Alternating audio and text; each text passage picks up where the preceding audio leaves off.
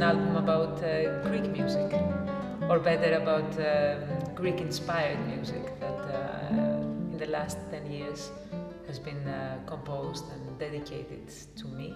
That sounds very pompous, actually. It is nothing like that. There are several stories behind these CDs, stories with the way that I met and I dared to ask Sergio Assad to write a piece for me when I did my second concert at Carnegie Hall in New York City, back I don't even remember when.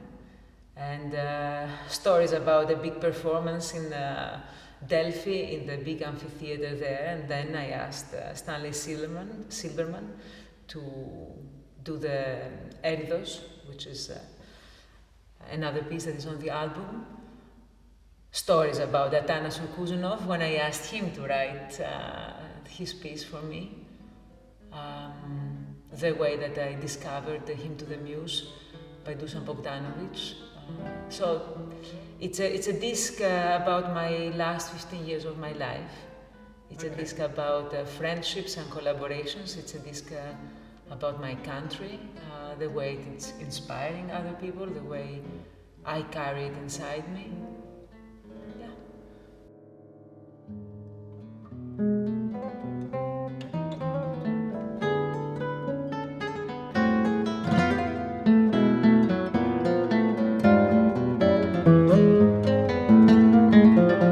So a lot of people will be wondering what you've been doing for the last 10 years. So you've not been around as much. That is true. That is true. I took a big leave off the main stage. I've been raising daughters. I've been raising my kids. I have been dedicating my time to my family. You see, I am very Greek at the end of all things.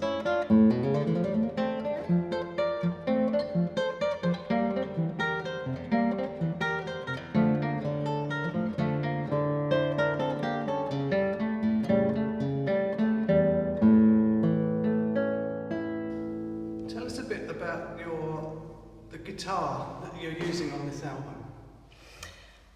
Well, that is my old Romanillos, the guitar that I recorded all my other albums with, all my other solo albums. And very recently, a dear friend, a fantastic luthier in Italy, Paolo Coriani, worked on the instrument and brought it back to life. So I was planning to do this album with another guitar that I absolutely love and perform lately, which is a guitar by Andrea Tacchi. However, I did start playing again the Romanillos over August and September, and I fell all over in love with it. And I'm thrilled, actually. I'm re-recording with the Romanillos. It's been just a treat.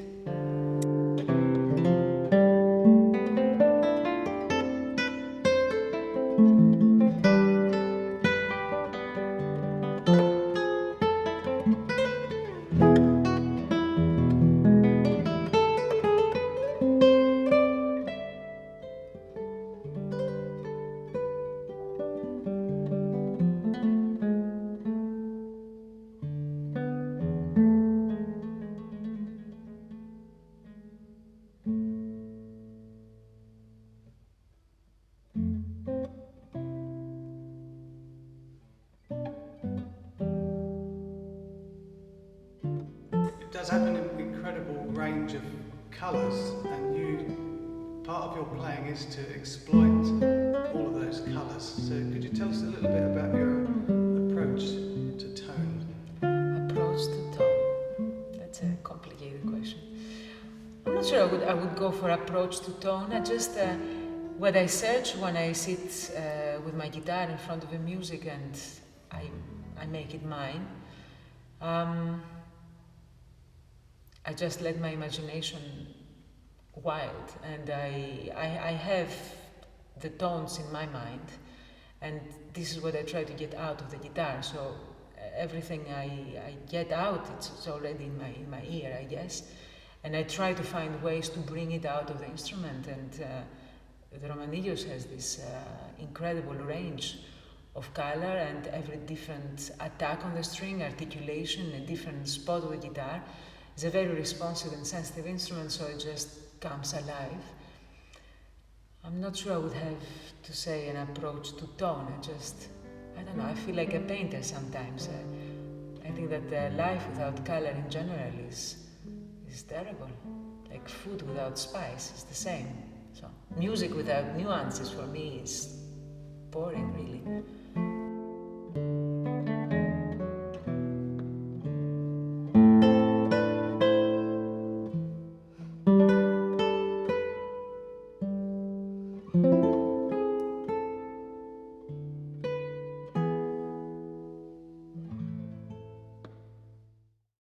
Well, it is true. 10 years ago, I did record the Psi Sigma, the 3 Greek letters by Esterhazy, and the other big piece in this album, Eridos, by the American composer Stanley Silverman.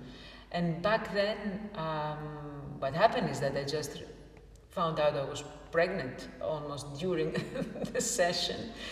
And then my focus shifted completely.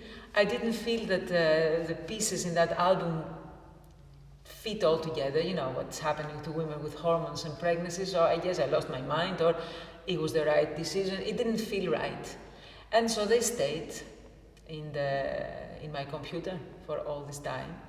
And since I started playing Hymn to the Muse in 2007, and then Atanas wrote a piece for me, and then I asked Peramo to do this set of arrangements from Gioconda Smile by Manos Hadjidakis, and then I took again one of my oldest loves, the 2 Epitaphios by Theodorakis. So the whole thing naturally fell together. I think there is a timing for everything, and obviously 10 years ago the timing was not right, and it is now. So.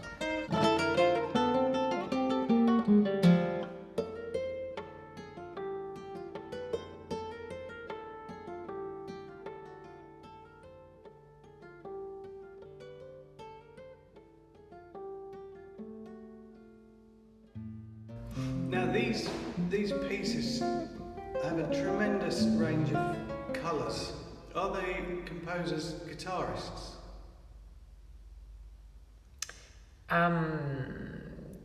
Yes and not.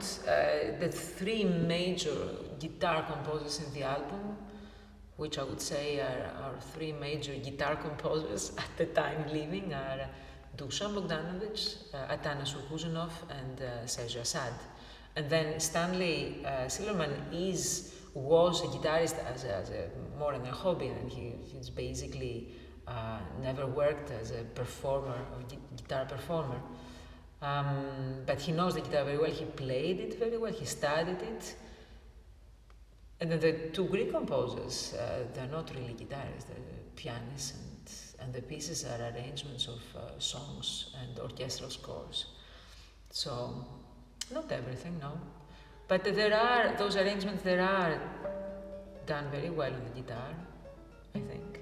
I noticed there's a few techniques that you would only know if you knew the instrument.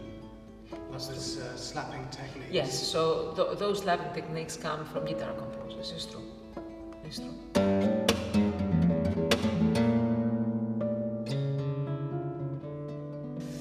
Hymn to the Muse is, in my opinion, a spectacular piece, and I love it dearly. From the moment I heard it, I saw the score actually. Dusan wrote a piece for me at the time, for myself and my flutist, which we were recording, and together with the score for the flute and guitar duo, he sent also the score for Hymn to the Muse, and I fell in love immediately with it. So I did the premiere of it back in 2007, I think. I don't remember anymore. And